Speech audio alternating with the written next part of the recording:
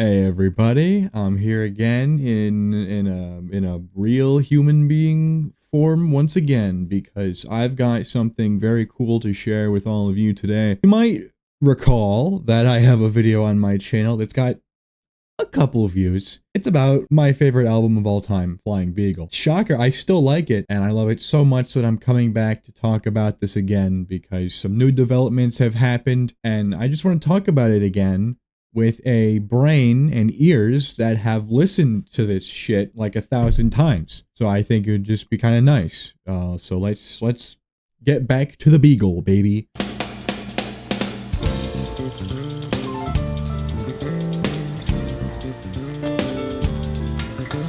So, Flying Beagle by Himiko Kikuchi is a fucking banger of an album. It's a Japanese jazz fusion masterpiece, and if you haven't heard it, I'll give you a couple tastes in this video, and now that I know that I won't get completely with copyright, I'll actually confidently...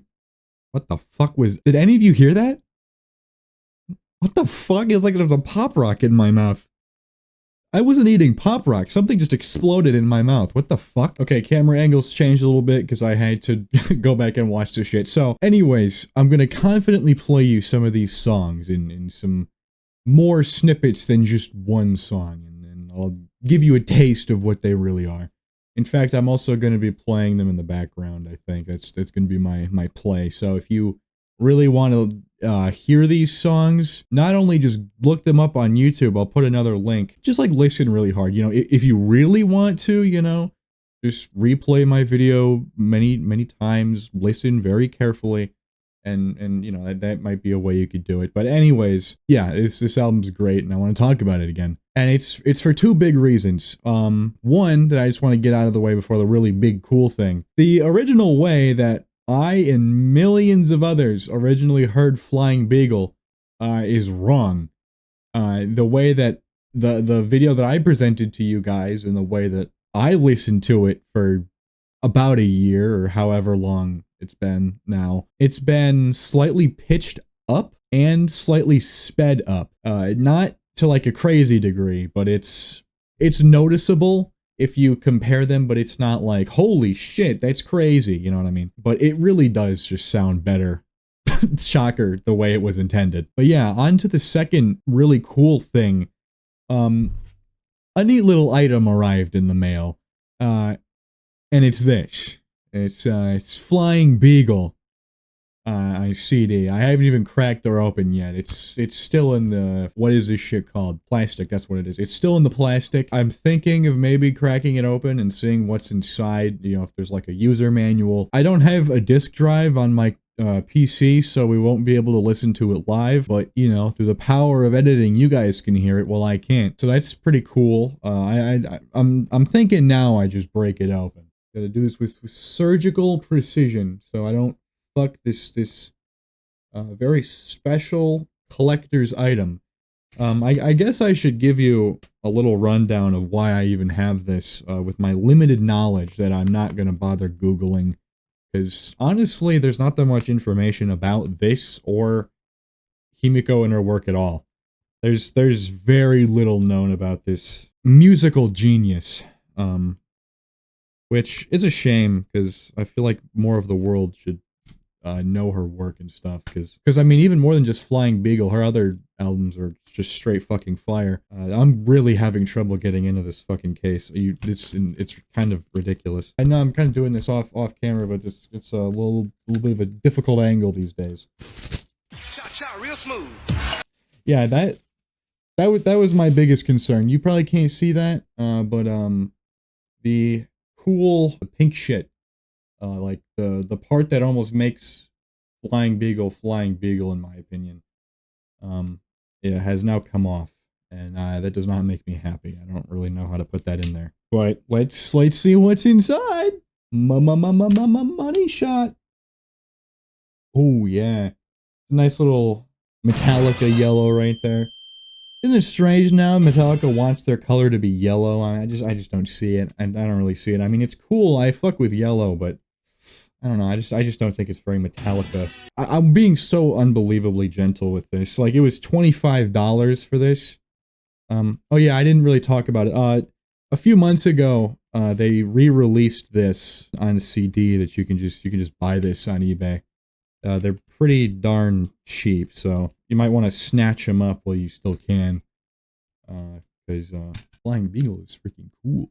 I happen to be in this very cool thing here where I own a pretty rare item, but for some ungodly reason, no one really wants it, so I just own a moderately rare item. It's after this video, I'm sure the prices and sales of Flying Beagle will shoot through the roof as 15 people watch this video and are like, wow, Flying Beagle's really cool. This looks kind of like a poster, and if it is, I'm gonna, yeah, dude, that's the fucking Beagle.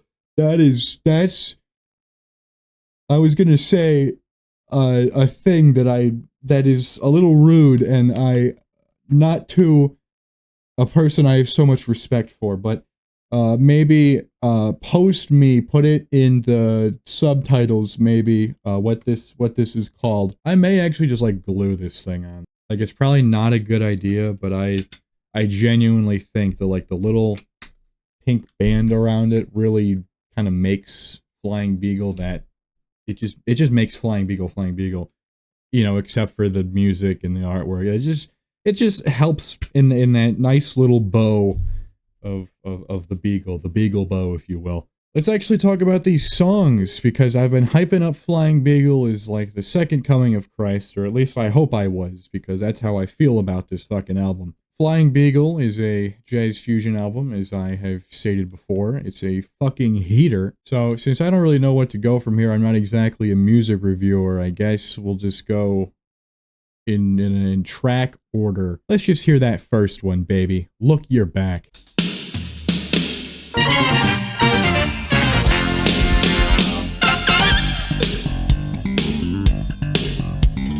So the first song, Look Your Back, may be my favorite song. It's the first one on the album. I don't know what it is, if it's just a me thing or if this is a common thing. It's usually the first song on the album that's my favorite. There are exceptions, but for the most part, if it's an album that I'm hearing for the first time, it's usually the first song that I enjoy the most. And it's the case here. I really like Look Your Back. Now, the title confuses me. I don't know what the fuck this is supposed to mean.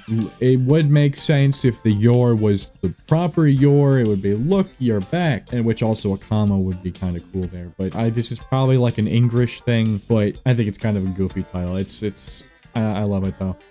I couldn't think of a better title for this song, honestly. I don't know, it's just such a beautiful opening. It's so funky.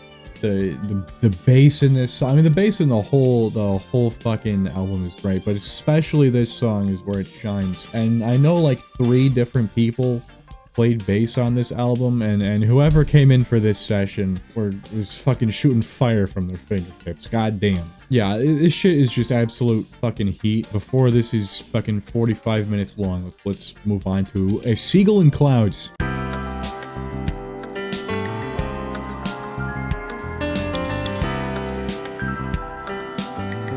I think A Seagull in Clouds is an absolutely gorgeous song. It's the way I would describe it, like the mental image that it gives me, just the overall vibe, the world that it takes me to, and especially A Seagull in Clouds, is I imagine those anime shots, those panning shots of like nature and shit, of like beautiful ocean shots or forests and all that kinds of stuff. That's just what I imagine this is. It's just that's the world. It's just this beautiful song, and it's easily one of my favorite songs. Honestly, I'm gonna say that about every single thing here, because I genuinely love every single song on this album. It is, I have not one complaint, not a single complaint about this album. Anyways, yeah, Seagull in Clouds, just a fantastic song, and you should listen to it every day.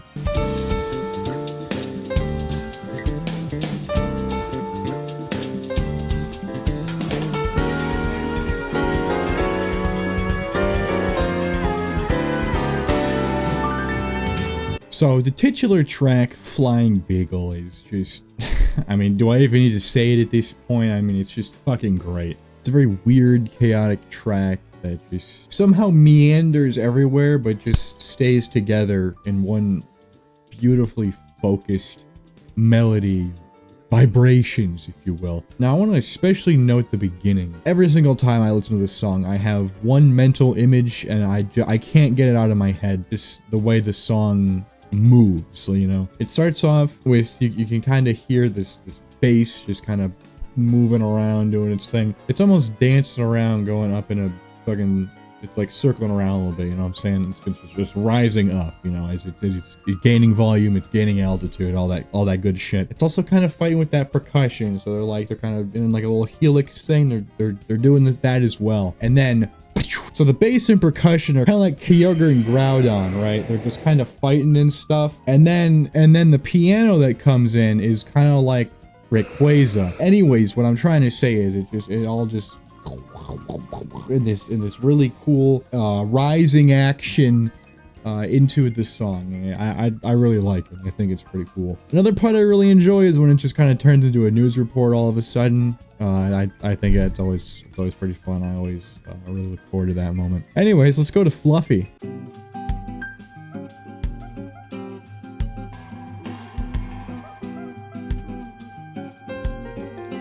So in the same vibe as a Seagull in Clouds, Fluffy is this gorgeous, serene type, you know, again, anime-esque fucking song, and it's just beautiful. I never want to stop listening to it. Again, it's another one of my favorites. It's beautiful, honestly. Like, I really think if people knew about this shit, I guarantee you that there would be like like some kind of adorable animated short about like a squirrel just like living his life, scampering around on like fences and stuff as this song plays in the background. You know, I got big beautiful clouds, maybe like an ocean in the background. I know a squirrel shouldn't really be anywhere near an ocean, but whatever.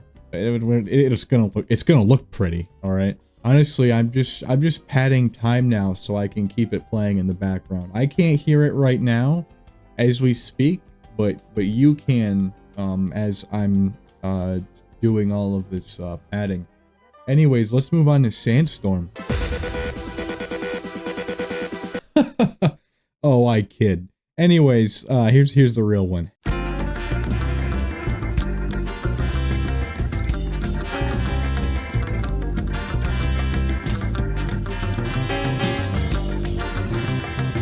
So Sandstorm's an interesting one because for the other songs, I have a pretty clear image in my head of what kind of vibe it's going for. But Sandstorm, I have no fucking clue. You know, that's fine. You know, I don't have to assign a scenario. It's not a big deal. Because I still really fuck with this song. I think with this one, it really almost rewards just picking out one instrument and paying attention to it, like one instrument at a time. Somehow the listening experience is greatened when you just really hone in on one track and you listen to all those intricacies and all the little vicissitudes within. This really rewards multiple listens. I mean, this whole album does, but Sandstorm in particular, just listening to the individual parts that make up this song, there's always something new to listen to. Like literally right now, I didn't notice the background keyboards the entire time. I just noticed them. I'm sure there's still stuff that I haven't noticed, and god damn it, I'm gonna be looking for it. It's just it's a very high energy song, and it's really good. Speaking of really good, track 6 is Baby Talk.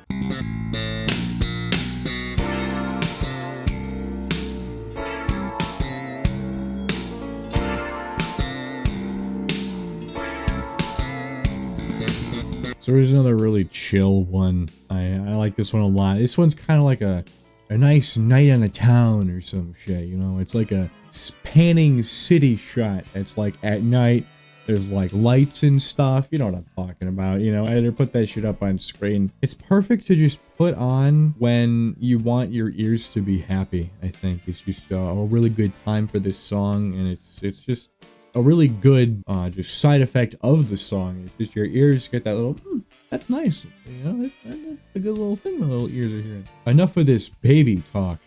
We'll move on to the second summer.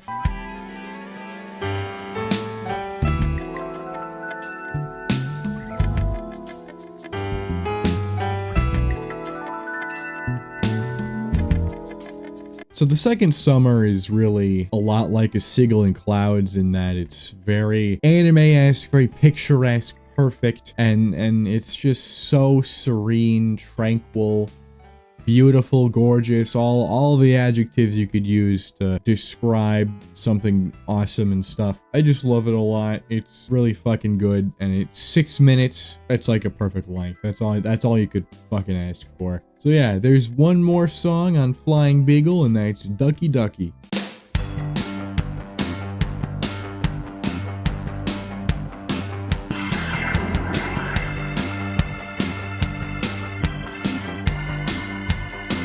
So I think Ducky Ducky can really be described as maybe history's greatest video game staff roll song. And I don't mean that as an insult. You know, staff rolls aren't the most exciting thing of all time, but I think the music that accompanies them is usually pretty damn good. And I think as a whole, I think Flying Beagle is very video game music-esque. That's because video game music is inspired by shit like this. I mean, it's better for it, obviously, but that's just kind of the vibe of the whole thing is like, this is very anime video gaming, and it kind of makes sense, you know? It's an 80s Japanese jazz fusion album, so I mean, it just makes sense. God damn it, I just want to do a whole separate video about how the Japanese they do music better. They do a lot of things better, but especially music. They do music probably the best out of anyone on this goddamn planet. But yeah, the Duck song is a